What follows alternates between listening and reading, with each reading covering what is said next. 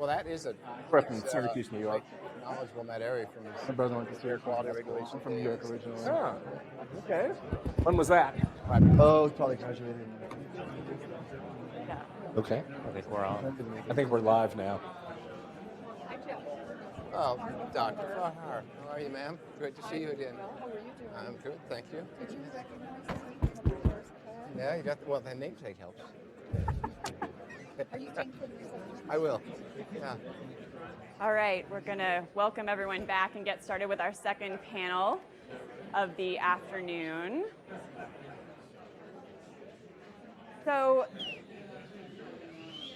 we have a lot of panelists, so we need to use all of our time. In this second panel of the afternoon, we are going to focus on the evolving role of the energy consumer in providing distributed energy resources. I'm Sharon Jacobs. I'm a relatively new professor here at the law school teaching energy and environmental law. And this is a topic that's of particular interest to me, as I've just written a paper about it. But I'd like to start us off by pointing out that there's really nothing new in some way about a more decentralized energy economy. If you think back to before we had centralized generation, all energy was local. Right? If you wanted heat, you started a fire. If you wanted light, you used an oil lamp. Only after that did we have the rise of centralized power production. And so in a way, you can think of this as back to the future. But in another way, everything is now new in this space. Energy consumer producers, or as I've referred to them, energy prosumers, and the middlemen companies that facilitate their participation are really challenging the established order of the grid. And I think that's why former FERC Commissioner Bill Massey has referred to some of these folks as the barbarians at the gates.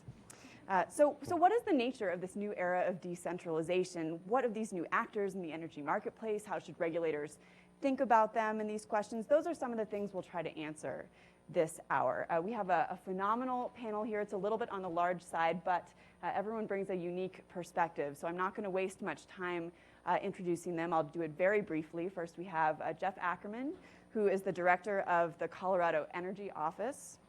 We have Amanda Bybee, who is co-owner and director of strategic planning and initiatives at Namaste Solar, right here in Boulder.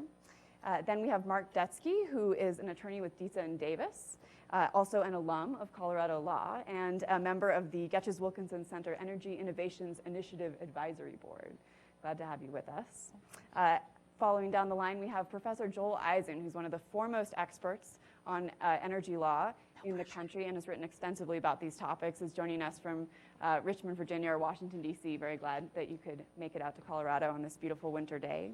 And then finally, John Phelan, who is the Energy Services Manager for the Fort Collins Municipal Utility. We heard praised in the last panel, so we'll be interested to hear more about some of their efforts. I'm going to direct several questions at the panel to begin with to get the conversation going. I do encourage the panelists to respond to one another so that we can have more of an organic conversation, and then we'll be sure to save time at the end for your questions. I see a few of my own students in the audience and hope that they can be thinking about questions as we move through the discussion.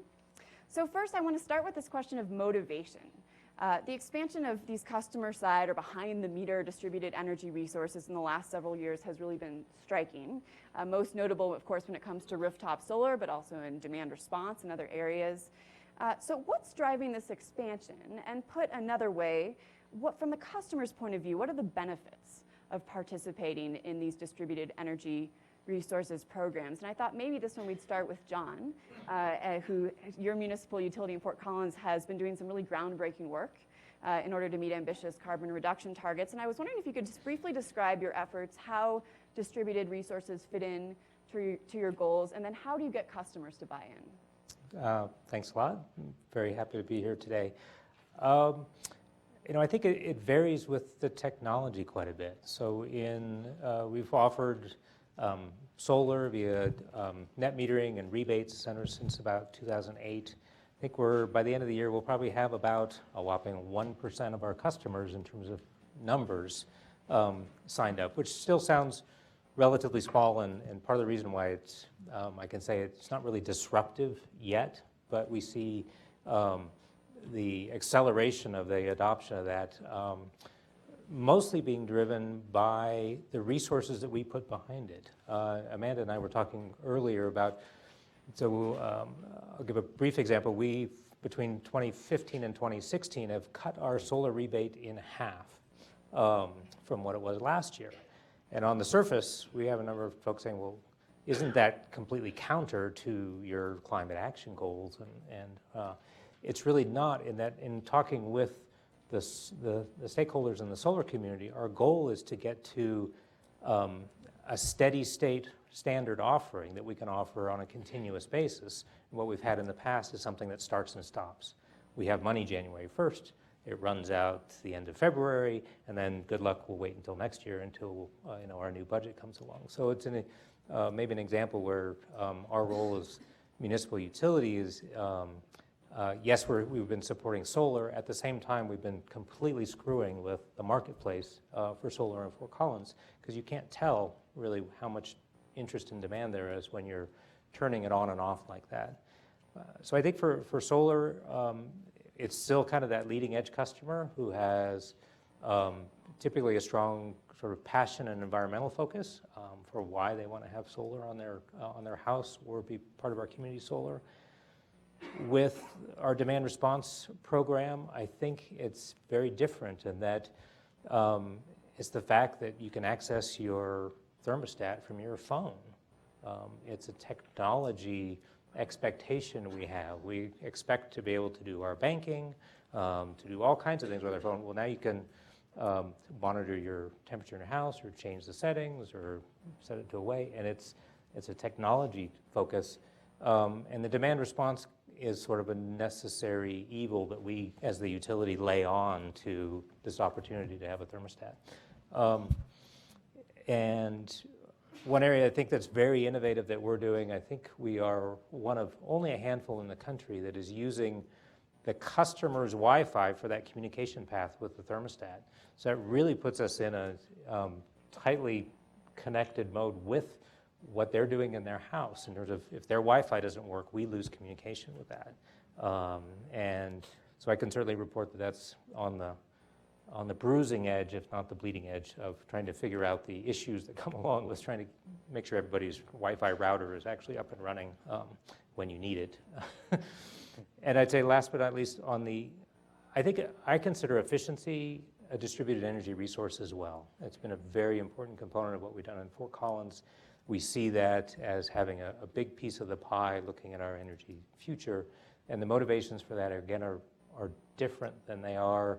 It's more around the sense of home and the value people see in their homes. In fact, oftentimes in our post surveys, when they say, why did you do this insulation project or furnace upgrade, whatever it might be, the most common response is, I want my house to be more efficient, which when you think about it, efficiency is an abstract concept. You can't really it's not, I want to save money, or it's reducing my footprint. It's an abstract piece, but that has been a major driver that we've seen. So maybe I'll stop there. Great. Does anyone else want to jump in on this topic? Amanda, I know that you work with solar customers regularly.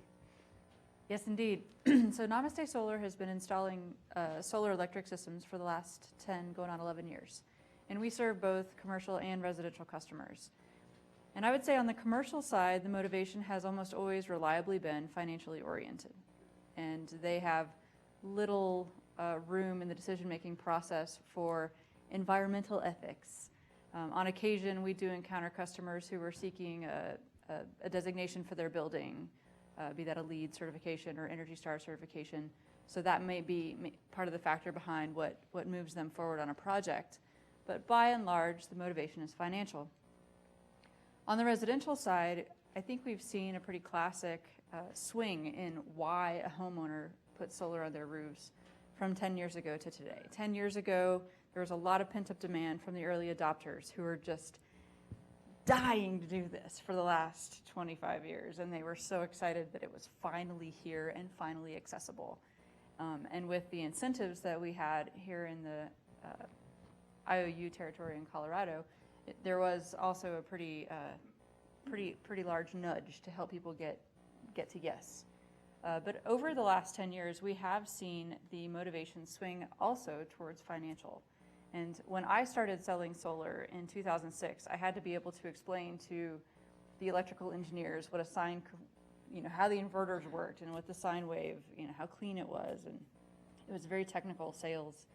Today, you really have to be able to explain how financing works. So that just speaks to the shift in motivations as to why a homeowner is going solar today. Jeff? I would also add, from the State Energy Office point of view, in my last couple of years in this position, had the chance to have different solar companies drop by, talk, be it policy or markets, and keeping them nameless. They'll talk candidly about their look at the Colorado market, and in some ways they're kind of befuddled by the Colorado market because it's nothing like, let's say, the California market, because they can't quite figure out, we do not have the multiple tiers in the residential rate class here like you'll find in California, so that solar is pushing up against the savings of being out of the third or fourth or fifth tier, whatever it is now in California, where the rate's fairly substantial. Or the Hawaii term, which is somewhat of an anomaly in the conversation, but is why Hawaii's moving. Or on the East Coast, why maybe New Jersey is putting so much state resource into it, but people still buy it in Colorado. There's something interesting and unique about Coloradans that's going on there in various theories. And I think Amanda's touched upon that, whether it was in the early days of folks just wanting to make a statement, whether Colorado has a disproportionate number of people sitting on their own personal portfolio of dollars and say, I can afford to take some portion of my portfolio and reinvest it in a solar system at that return on investment and still across my entire financial portfolio. It works for me. That's transition to you're right, that we have a place right now today of trying to figure out, I, as a little personal exercise just over the holidays, took a few days off and you invite solar companies to your house to get a bid. It's an interesting little exercise to go through. And I did it for my HOA as well because they wanted to know about this. But at the end of the day, when Company X said, okay, we've looked at your bill, and we've looked at the great online Excel website, and you can see what my data tells me, and we can look at a system, and they can get a nice satellite image of my roof and say, I can give you $5 to $8 a month savings against what you pay today to Excel. And then they watch my face, and then they quickly shift to the environmental ethic, and you're not going to pay the utility, and then they kind of see. So, that's a nice microcosm of sort of what the conversation is today. It's, as to where it plays. Now, my neighbor maybe was in the $15 to $20 a month, but it's an interesting market to try and figure out in Colorado why it's still moving or not moving. Was Namaste Solar one of those companies? Oh, we won't mention that. I was going to add that in the space of DSM and energy efficiency, you have this interesting dynamic where the utilities have a financial incentive to go out and understand their customers such that they are trying to get them to buy less energy. And so you have one side of the house or one department within the utility whose job it is to reduce energy consumption over the whole spectrum of the utility's business in order to improve their particular metrics and their particular numbers. While you have the other side of the utility that's focused on load growth and resource planning and transmission planning and those kinds of metrics. Now, we have incentives that we've put in place in Colorado to help sort those two houses of the business, if you will, work together. But instead what we have is we have one side of the business really getting extremely granular, customer by customer. What's going to motivate this customer to buy the next energy efficient appliance or to get that home audit? And then on the other side of the house, you have very much still the old model of we need to get the next plant up and running, and we need to figure out how to transmit that to load. And so the utilities are going through an interesting dynamic as to how they try to understand consumer motivation. Mark, that's how usually I describe my job is to help people buy less of what we sell and then to measure what's not there.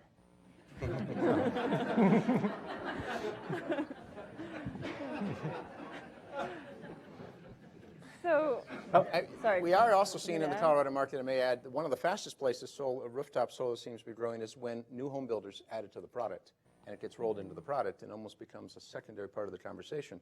And so there's interesting sort of markets like that are moving the product faster. Mm-hmm. And it was just mentioned on the last panel, and we can talk more about where community solar fits into this niche as well, because there's some interesting opportunities there. Great. Let's talk for just a minute about the nature of the customer's participation in these energy markets. So one model is for the customer to be quite active in the market, and maybe this has evolved over time, but where the customer actually takes an active interest, as Sue Tierney's husband did, in checking the energy flows at all times, how much is coming from the panels, demand response, at what point do I want to bid into the markets.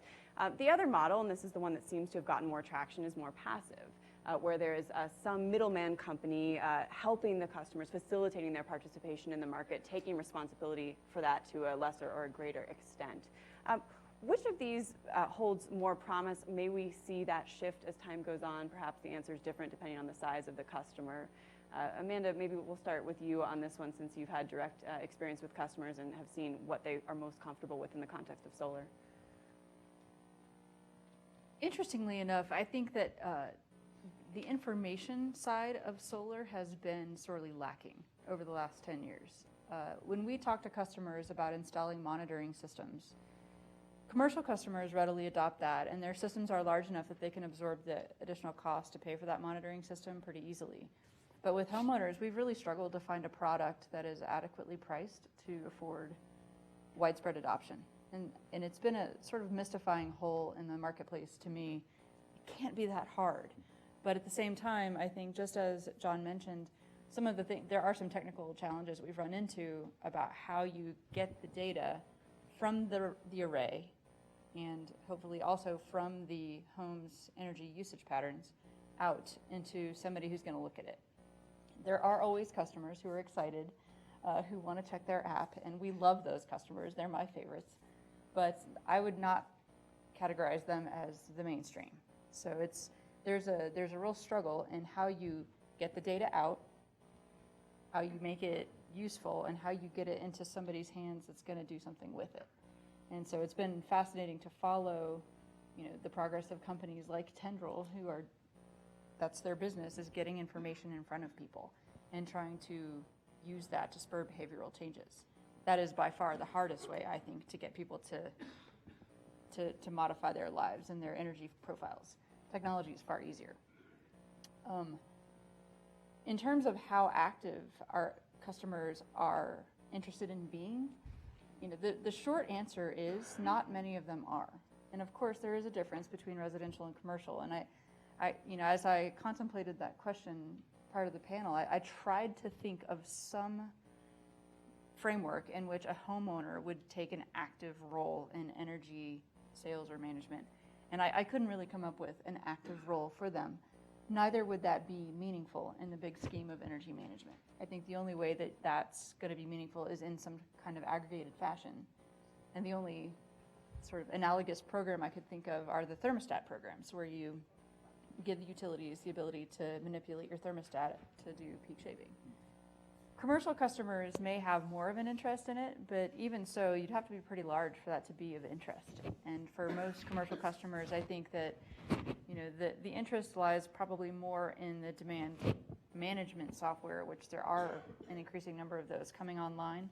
But again, I think that most of them are going to want to set things up to be automatic and thus passive, because active management of these things, like actively managing your financial portfolio, requires such a level of expertise and detail and technology that it's not likely to be widely adopted at a residential or commercial level anytime soon.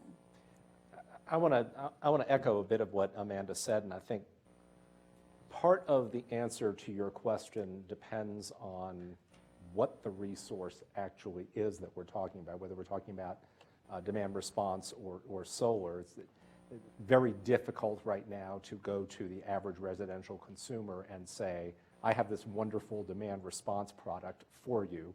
I think that is something where it would be very difficult for the individual consumer to be proactive at present. But I think we have to account for another possibility.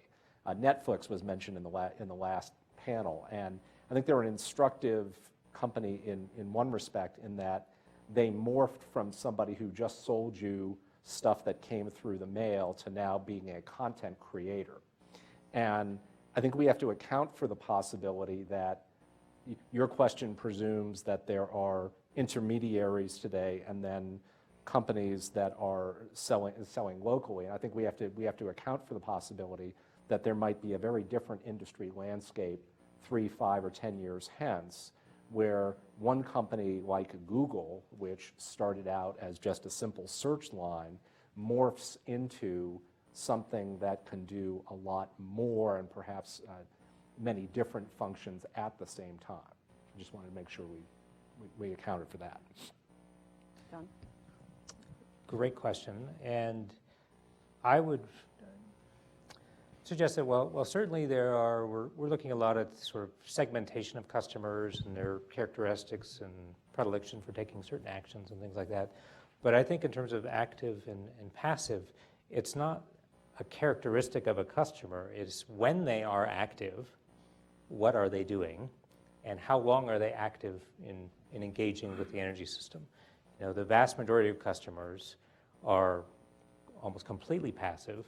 They might look at their bill or the bill in search, but more than likely it's on automatic pay and it just happens. And it's a very low, as was mentioned the last time, a very low cost for most customers in terms of the other things in their life. But giving them tools so that when they are paying attention, they have something really valuable and of interest.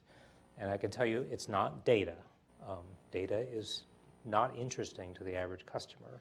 The units aren't interesting, the numbers aren't interesting, they're meaningless. I'll give a quick anecdote. Is we have actually just rolled out about a month ago the ability to check out at the library an in-home display. So it gives you very short latency information back on what your house is doing, which, by the way, most smart meters do not. They have sort of very slow communication paths.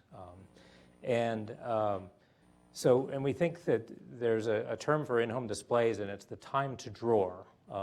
They're really interesting for about a week or two, maybe a little bit longer. And then you see what the patterns are, and there's nothing really left to learn about it. The one that we put in our house as a prototype also has three color lights on it. It's green, yellow, and red. So we'd had it for a few weeks, and I was going to take it back and give it to the guy and say, okay, we can put this in the library pool. And my wife said, no, don't take that away from me. And it was the strangest thing. I never would have guessed that she was paying attention to it or liked it or anything, but it was a really simplified version of energy information. And she said, no, I use that all the time. So, I mean, I think that's the type of level we need to get to. You can't, if it's at kilowatt hours, cents per hour, anything else, totally useless information. Red, yellow, green, great stuff. A variant on this question is who's representing the interests of these consumers, or now consumer producers, in regulatory arenas? So in front of the utility commissions, the Colorado Energy Office, the legislature, do they have adequate representation? Is representation taking place through proxies? And do we need to do something differently to make sure that this new generation of customers that are becoming, if not more active, at least more engaged in terms of their home infrastructure, that their viewpoints and their needs and stakes are being represented? That'd be the fifth row up on the aisle. It's the Office of Consumer Counsel would be one voice that plays that role in the proceedings, and has been part of what the state and many states put into law, now going back to the early middle 80s, of saying, okay, how do you aggregate and articulate a voice for, in their case, their mission being residential, small commercial, and agricultural customers.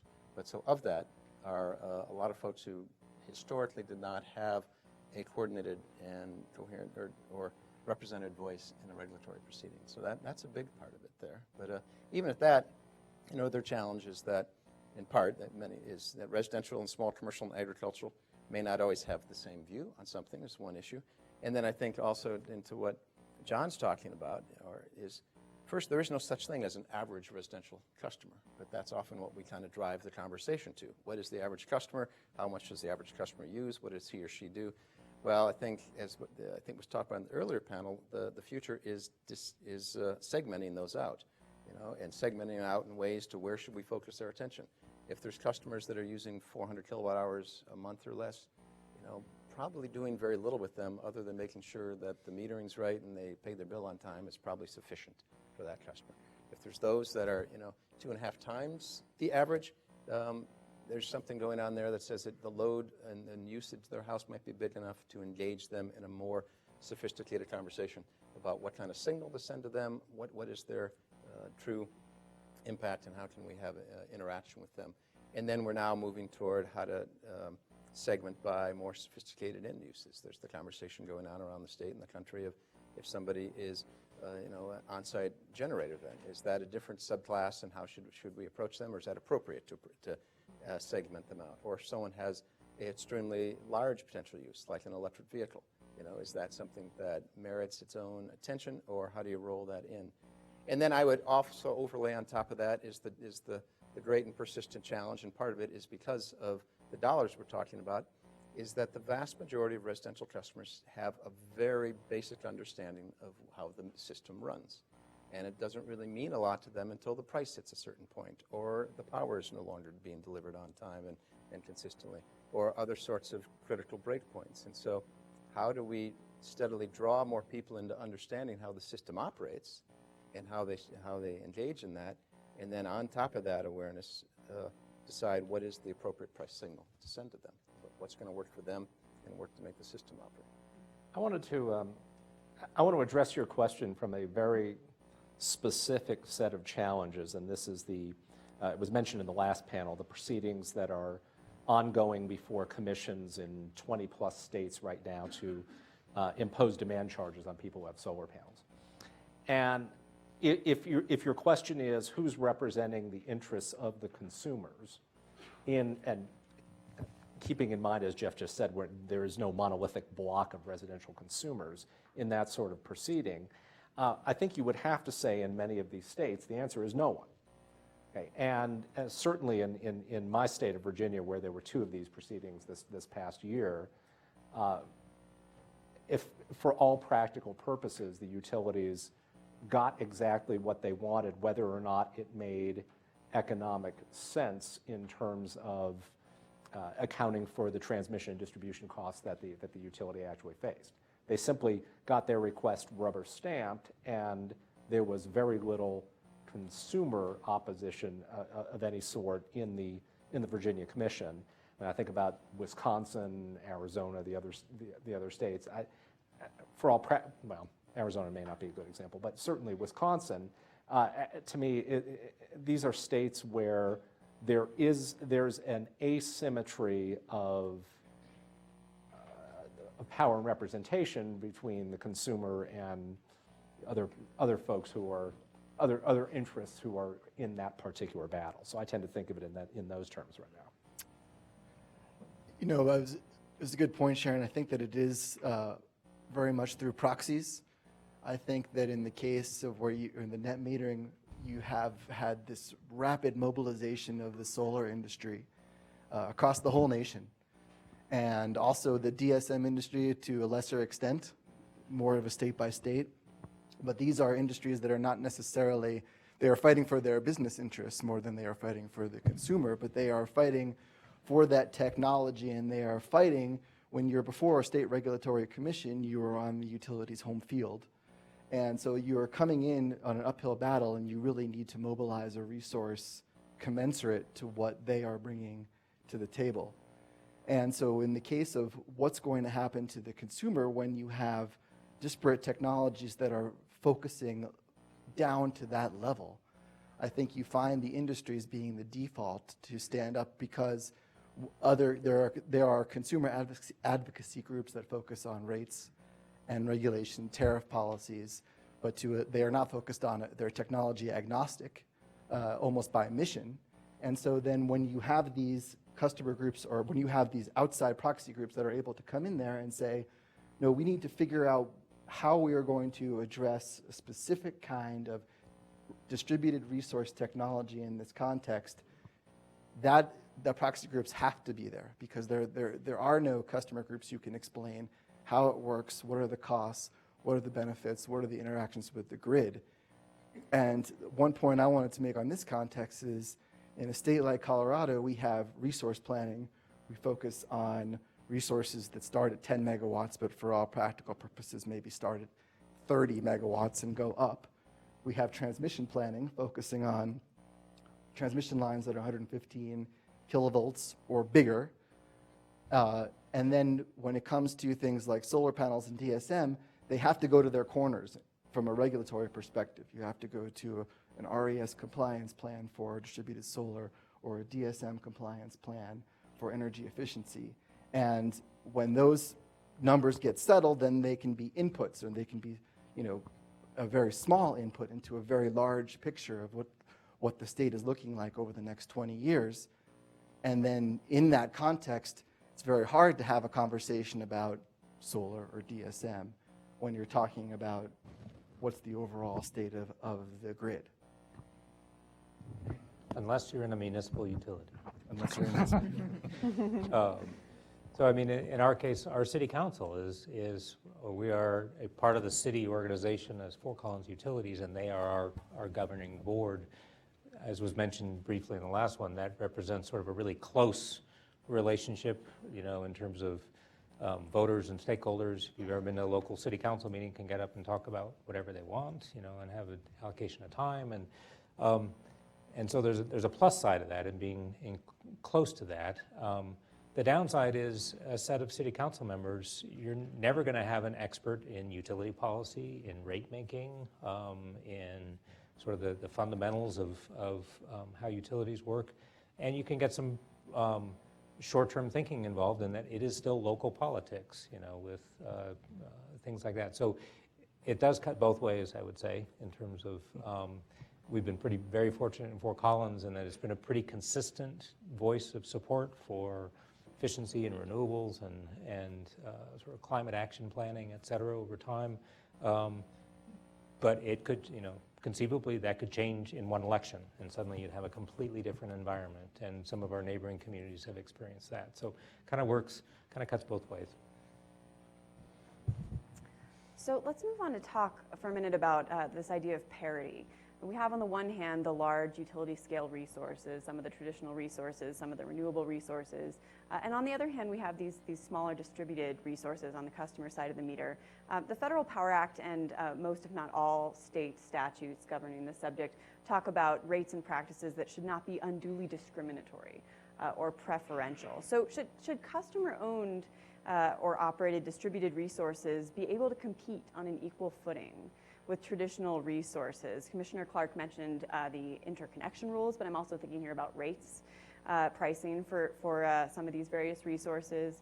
And then alternatively, should these distributed energy resources be advantaged? And I know we have some interesting case law coming up through the Supreme Court right now on the demand response side, and then also in some of these state proceedings on net metering and solar pricing.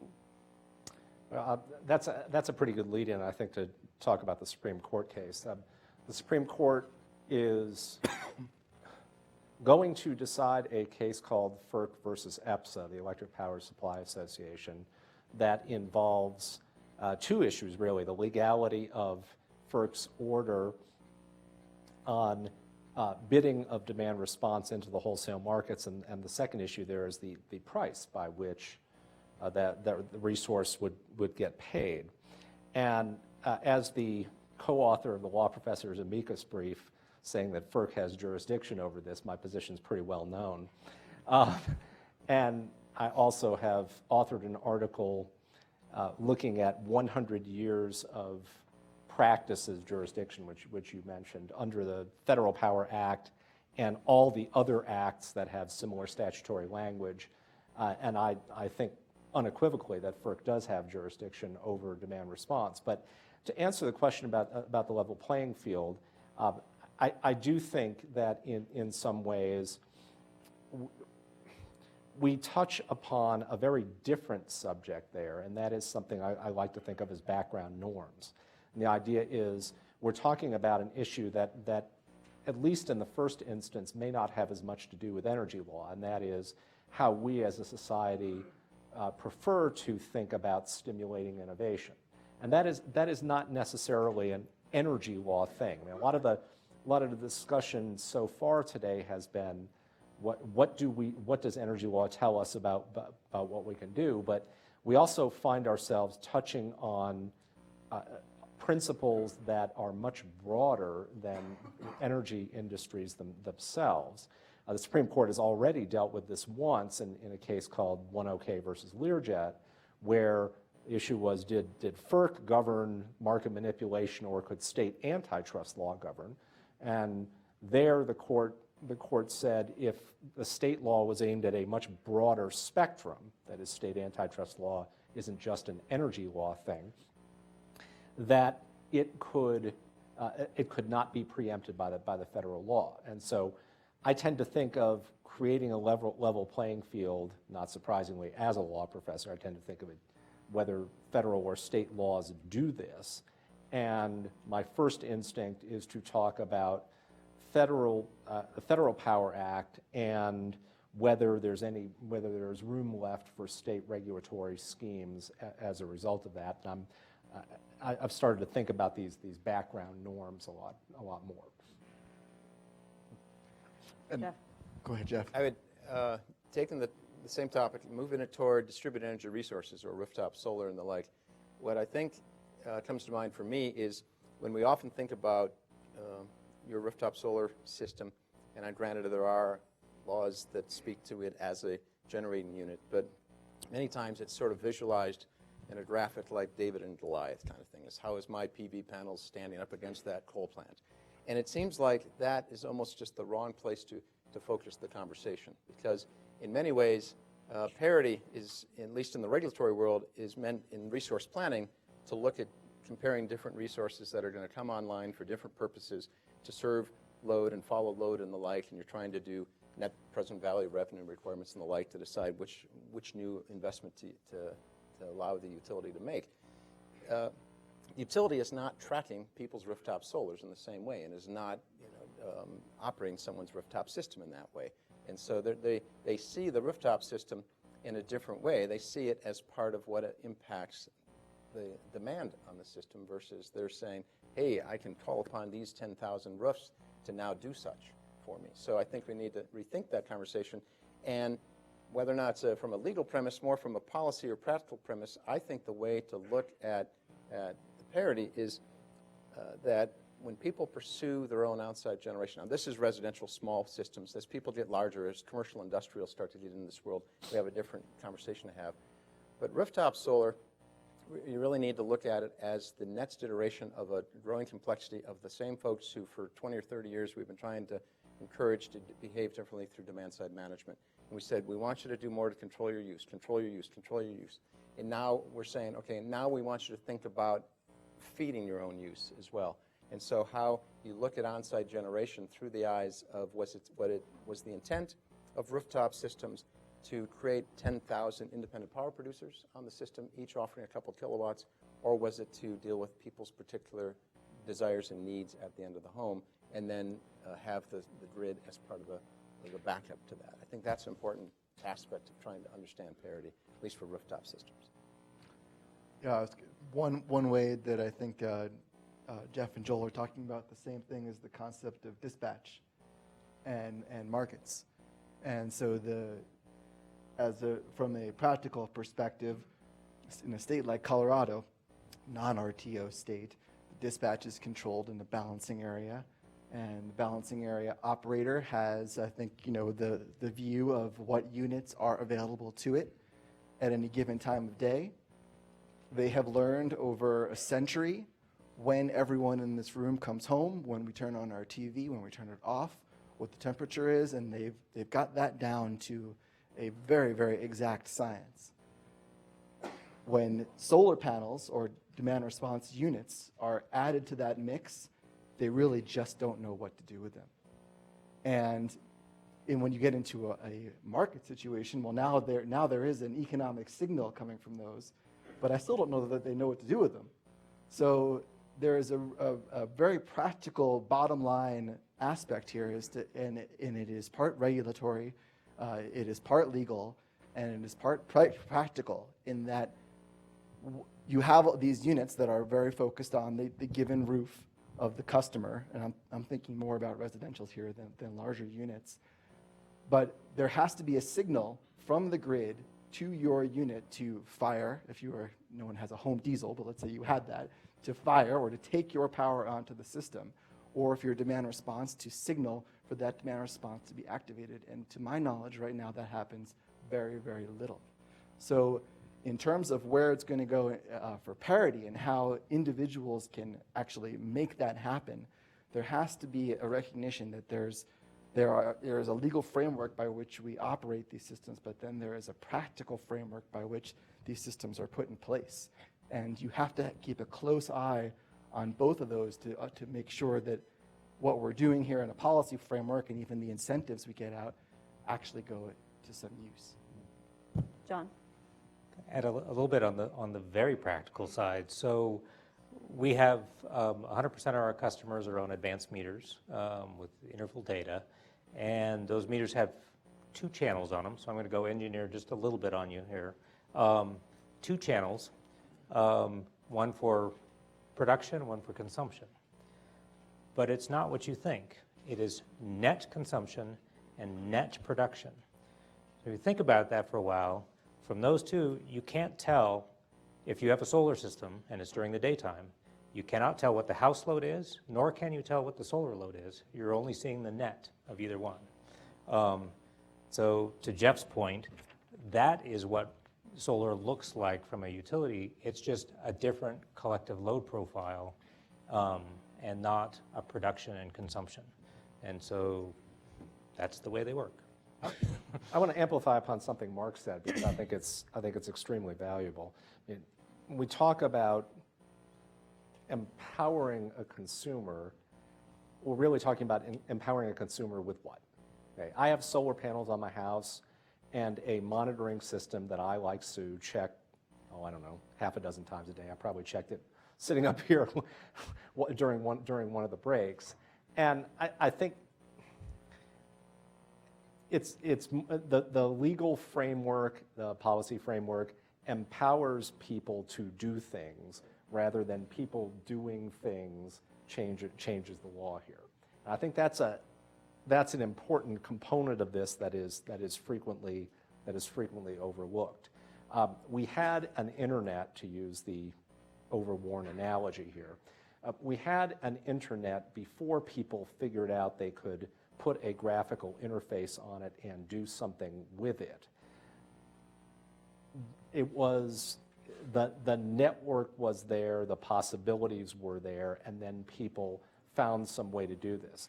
If we had a killer app in electricity, as William Boyd suggests we might be talking about, if there was such a thing, we'd all know what it is right now, and we'd all be using it. So the answer to that is we don't. We simply do not. I mean, I think the innovations that John's talking about here are dramatic. I mean, they're really substantial, but we're still pushing people to consider adopting them. And by the way, couldn't that in-home display be an iPad? Let's talk later. Yes, it's possible. Okay. Let me build on that point, Joel, then for the last question that I'll ask the panel, and then we'll open it up to the audience for some questions. This point about the killer app and innovations. Predictions. What does the future look like for distributed generation? On the one hand, we have the Brattle report coming out about solar right here in Colorado, explaining that utility scale is much cheaper than distributed solar. I know that point has been debated. Not everyone agrees. But what is this? Is this a revolution? Is this an evolution? Is this a flash in the pan? And if we're moving forward with distributed energy resources, what are some of the new technologies, storage, electric vehicles perhaps, that are going to be particularly disruptive? There are no revolutions in this business. It moves too slowly. Sorry. So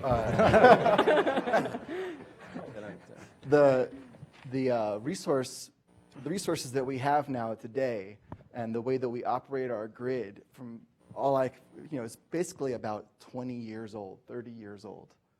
And it's not, this is the way it's always been done. First there were, little silos, and then someone figured out how to build the big coal units and the big nuclear units. And then they invented air conditioning, and everyone bought it. And then the utility system changed overnight.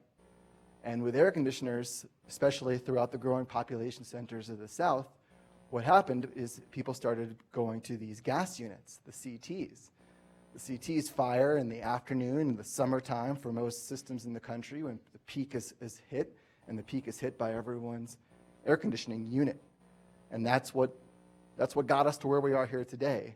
And so as the people bought them, the load growed, and growth happened, and everyone's utility stock was very happy. They had this very predictable model. Here's what's going on.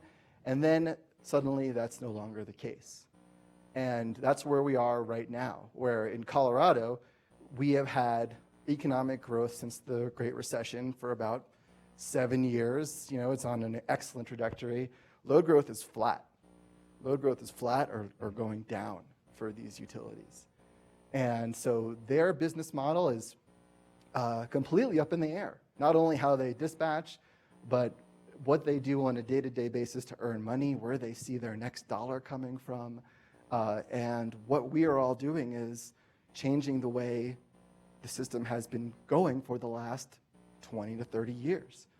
And so what's the next 20 to 30 years is a different paradigm than the last 20, in my opinion. And so I don't think necessarily it's a revolution forever, but it is, as Sharon started, coming back down to the homeowner. And when these homeowners who have solar plus storage leave the grid, or their consumption goes to zero and the load growth really starts to dip from DSM and all these things, I think number one thing you'll see is the end of CT units. They won't be needed anymore because you won't have that peak when, if dispatch can happen for demand response in the afternoon. So I think those next units go away. I think resource planning changes and becomes more granular. And then I think transmission planning changes too. And I still think you'll see large, I think utility scale solar and utility scale wind is still cheaper than small scale. So I think those will continue to grow and there'll be transmission needs for them. But I think that, you know, in Colorado, we've seen our last coal unit get built. We may have seen our last CT unit get built. And so I think it really upends how we resource plan at the state level. Combustion turbine, sorry. So combustion turbine. Combustion turbine. A jet engine making electricity. I'll make one projection for 20 to 30 years out. By the way, I found what you said about CT to be utterly fascinating. The analogy I want to make here is to communications law. Professor Boyd has heard me make this analogy on many different occasions. In 50, 60 years ago, it would have been absolutely preposterous to think of the Federal Communications Commission as a muscular regulator that had anything to do with customers' premises. The cases that started us down the path of where we find them today, talking about regulating net neutrality, were, at the time, seemed somewhat insignificant. Those of you who heard of Carter phone, the idea that a small attachment, Hushaphone and Carter phone, the idea that a small attachment to your ear could somehow be something that the commission could regulate. From that humble beginning, we have basically today modern communications regulation.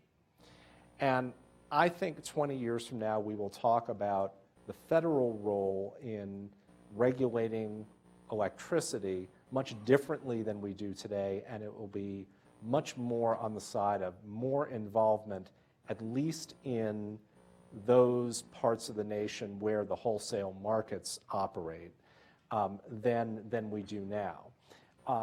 I'm obviously an Easterner here.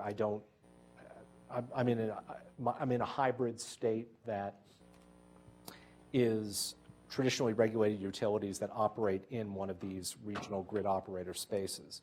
But I think there will be a dramatic transformation of the federal role in regulating this space that many of us sitting here today could simply not have foreseen when we look back 20 years from now.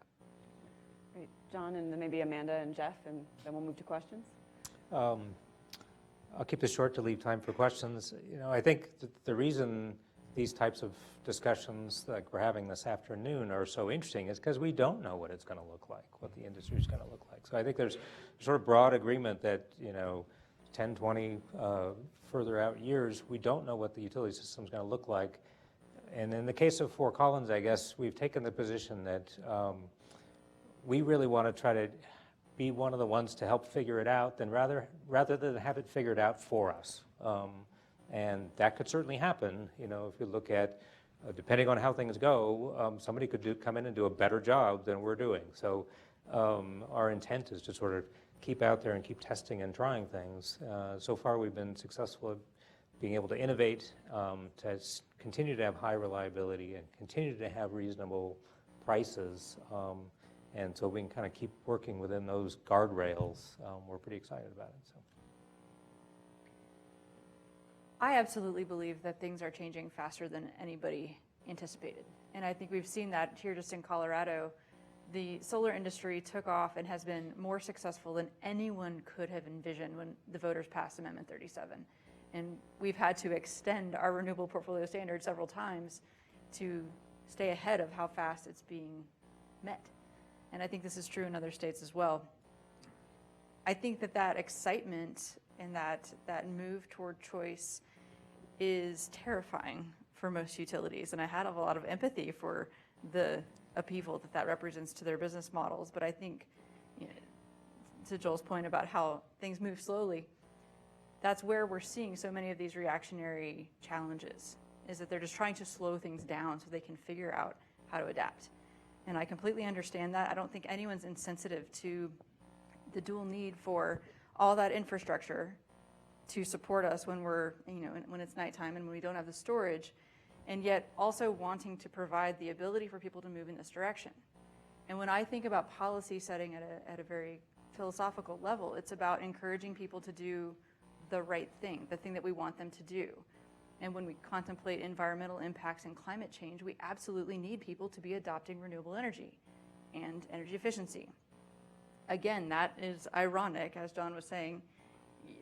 We've put the utilities in charge of convincing people to do things that mean they buy less from their own companies. And that's just, there's a lot of confusion about how to structure this. And I haven't heard anybody crack the nut yet. We talk about decoupling, we talk about demand charges, we talk about all these things. None of them are, I don't think we figured it out just yet. And for me, as a business person, when I am faced with a shrinking margin in one area of my business, I have to look at diversifying. I have to add new services where we can make money to keep the business as a whole in good shape. I think that utilities are going to move in that direction as well. You look at, in Vermont, Green Mountain Power is now paying their consumers to put a storage unit on site. Talk about a completely different concept of an energy service that a utility is offering. And I think it's the Fort Collinses and the Green Mountain Powers that are going to lead the way. And as John just said, they're going to be the ones figuring this out. And I recognize it's far more complicated than that, especially in a regulated state where you're dealing with a lot of legal implications that I don't personally understand. But I do think 20, 30 years from now, we'll look back at this moment and say, yeah, we had no idea. 20 years ago, who thought that people wouldn't have telephone lines in their homes? Who here has a telephone line in their home? Who just has a cell phone? That is just, another case in point of the speed with which things are changing that we can't conceive. Jeff, last word. Thanks. I would just quickly add, it's similar to watching climate policy today. If you want to know where we're going, it's really the follow the money, follow the capital markets. And similar, that's telling you where climate policy is going. In solar policy, utility scale, the utilities are investing through power purchase arrangements. They see the future of utility scale solar. On the small end, on the distributed, big money is coming in to invest in those companies that have found a way to make that into a product offering. That money isn't going away. And the breakthrough there will likely be as storage comes in, and probably with the commercial customer first. With, when Costco decides that they can generate and store and basically self-provide, they're going to be knocking on the door at the utility saying, I want to negotiate a new rate with you for you being some sort of new version of backup. In the middle, the money there in community solar, which has a real promise and often gets left behind, is something that in the state we're looking at, and we'll roll out and announce in a couple of weeks that we're looking at putting money into community solar gardens starting on the western slope dedicated to low-income end users and working with the electric co-ops to keep that part of the market moving strong. And so I think that's, it's the money tells you kind of where the future is in at least the projection of the next decade or so. All right, I think we have time for probably one or two questions, and I do want to start with a student question, as is our tradition, and I've given my students there at the back, I see several of them noticed, see if they have any questions to ask our panel. Chris, please.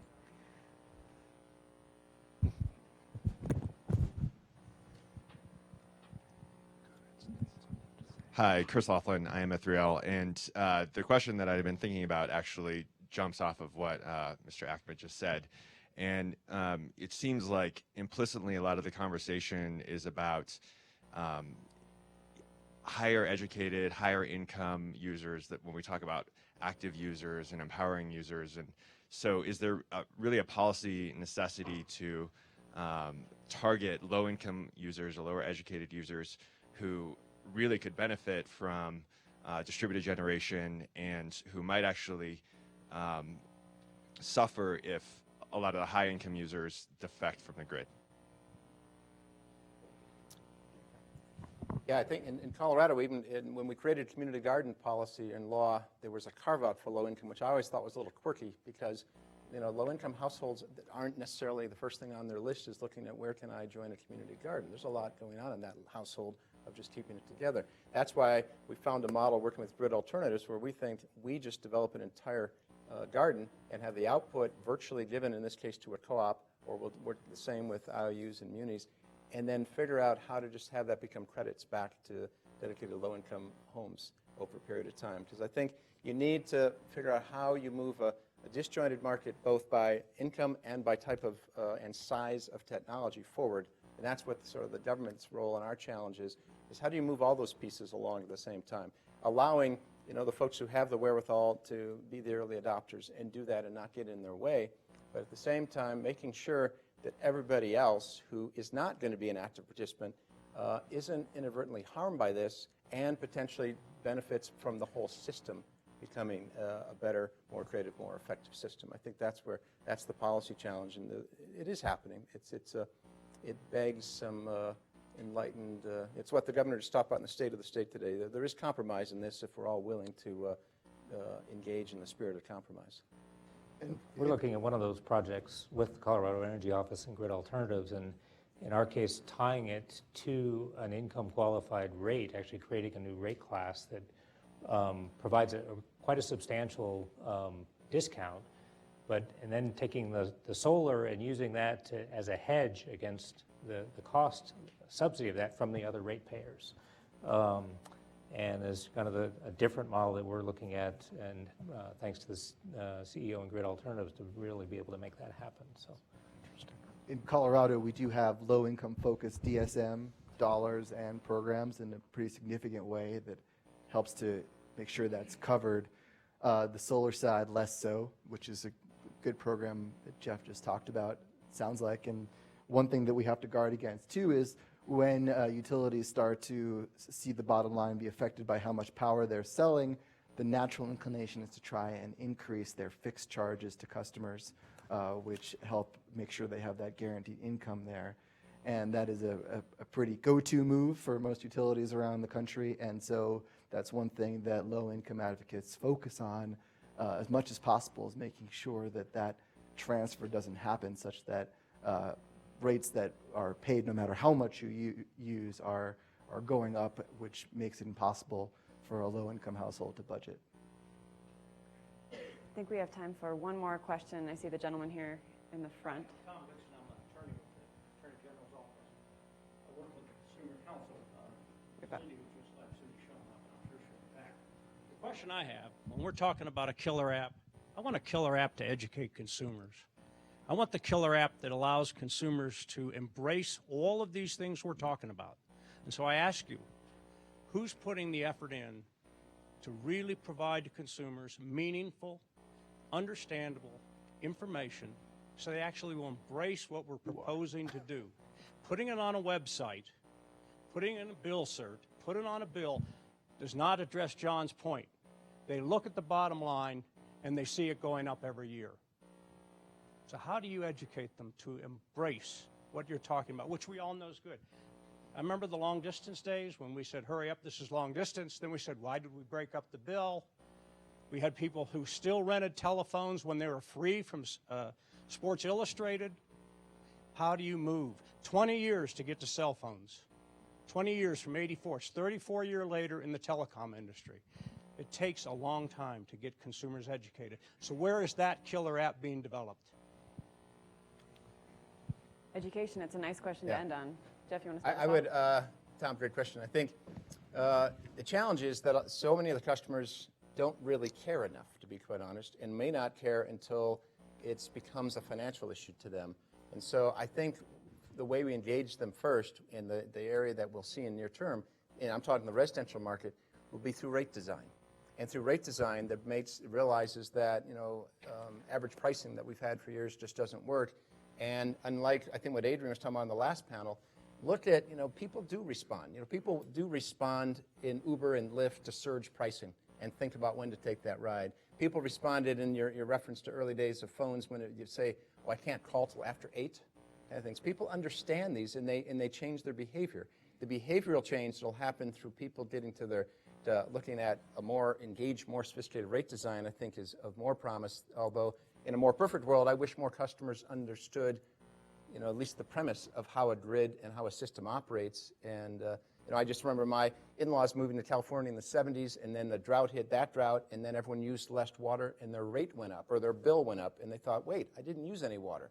Well, it's because what you used had very little to do with what it cost to serve you, kind of thing. And so there's some really good work out there now by people who are trying to bring the field of behavioral economics in to working with people in dynamic pricing pilots and so forth. I want to add one other possibility here, and it's just speculation on my part, really. In the next panel, we're going to talk about privacy and cybersecurity, and that may seem somewhat unconnected to your very real concern, but it might be that by virtue of solving, let's say, the privacy issues of dealing with the data coming off of smart meters, that we find a way of educating consumers through that. I just wanted to put that out as a possibility. I want to point to a change in the utility business model that we talked about may need to be coming. Some businesses, especially large businesses, become very good at marketing and information dissemination when it suddenly serves their interest. And I think we've seen that in Colorado with energy efficiency. When the incentives started to line up and the profit center started to be there based on the regulatory policy, all of a sudden you started to see the DSM campaigns everywhere you went. And you see that reach getting farther and farther to when the utilities started to say, we're reaching saturation with some of our ability to get DSM programs out there because we've done so well. I think that electric vehicles, for example, is another great example about where once the utilities start to realize that this is one of your only chances to grow your business in the next few years, they will start to really and they have the opportunity to put their own dollars, shareholder dollars, towards the idea of convincing people to buy these vehicles for the environmental benefits and the economic benefits. I think that you will start to see that information get out there, and I think so it has to do with where the utility business model goes in the next 10, 20 years. Well, it's wonderful to see so much interest in this topic. Apologies to those whose questions we couldn't get to, but please join me in thanking our expert panel.